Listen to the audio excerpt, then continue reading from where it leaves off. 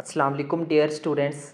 आज के लेक्चर में हम बात करेंगे about translational partition function. Students, last lecture में हमने जो है वो पार्टीशन फंक्शन के बारे में डिस्कस कर लिया था बड़ी डिटेल में, ठीक है।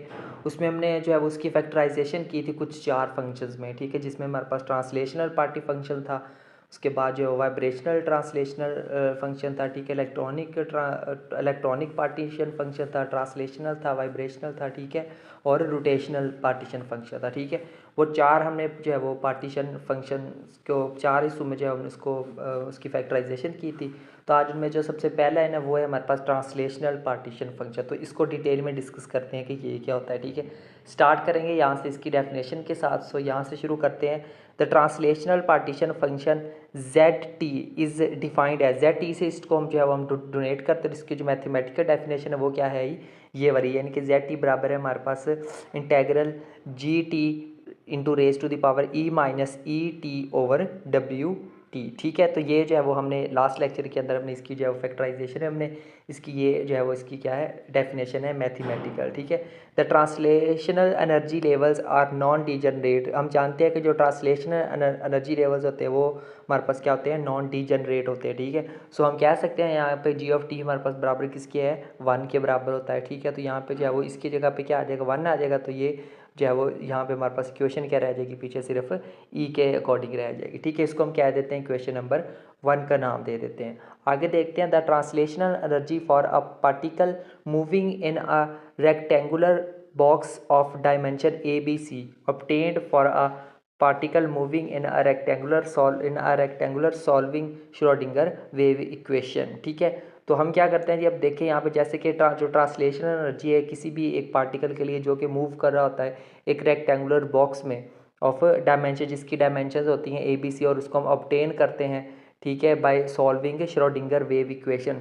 वो हमारे पास किसके बराबर होती है, उसकी जो है वो हमारे पास जो जो फॉर्म है वो हमारे पास है इस चीज़ के बराबर, यानी कि ए टी बराबर होता है X square over A time into N X square over A square plus N Y square over B square plus N G square over C square के बराबर होती है, ठीक है। इसको थोड़ा सा सिंप्लीफाई कर देना, यानी कि इन टर्म्स को इन दोनों के साथ जो है वो अंदर मल्टीप्लाई करके लिख देना है। तो यहाँ पे जो है वो आपको क्या मिल जाएगी, इक्वेशन नंबर 2 मिल जाएगी, ठीक है। सो आगे देखते हैं, where N X N Y N C are principal quantum number. यहाँ पे ये हमारे पास जो एन एक्स एन वाई और एन सी हैं ये क्या है हमारे पास प्रिंसिपल क्वांटम नंबर्स है, ठीक है, used to determine the possible value of translation energy of particle in X direction Y direction and Z direction. तो किसी भी जो है वो पार्टिकल की ट्रांसलेशनल एनर्जी कोई वैल्यू को डिटरमाइन करने के लिए एक्स डायरेक्शन वाई डायरेक्शन या जेड डायरेक्शन में हम इनको इस्तेमाल करते हैं, ठीक है। So put equation number 2 in equation number 1। अब जो है वो इस ये यहाँ पे ये जो हमें इक्वेशन की जो वैल्यू मिली इसको जो है वो हम यहाँ पे पुट करेंगे इक्वेशन नंबर 1 में, इस जगह पे के ऊपर, ठीक है। तो वहाँ पे जो है हम इसको पुट कर लेते हैं, ठीक है। तो जब हम पुट करेंगे तो हमारे पास क्या फॉर्म आ जाएगी इक्वेशन की, कुछ ये वाली फॉर्म आ जाएगी, ठीक है।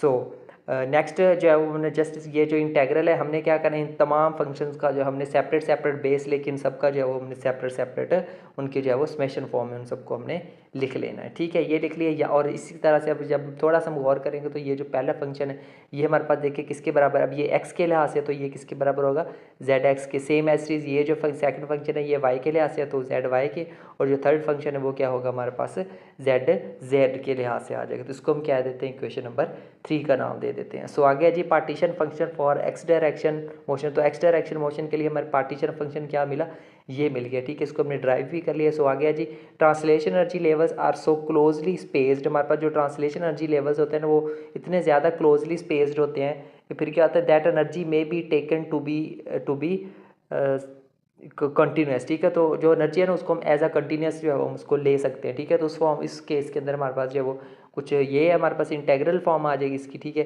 तो यहाँ पे जो है वो हम इसको क्या पुट कर सकते हैं, इसकी वैल्यू को हमने रिप्लेस कर दें, यानी कि यहाँ पे देखिए हमारे पास क्या आ रहा है, ये जो फैक्टर है ना, ठीक है, इसको हमने किससे रिप्लेस कर देना, नेचुरल लॉग एन एक्स के साथ हम इसको रिप्लेस कर देंगे, ठीक है। और यहाँ पे हमारे पास ये जो पूरा का पूरा फैक्टर था जिसको हमने यहाँ पे लिखा है ये किसके बराबर है, इस चीज़ के बराबर है, ठीक है, एल के बराबर है।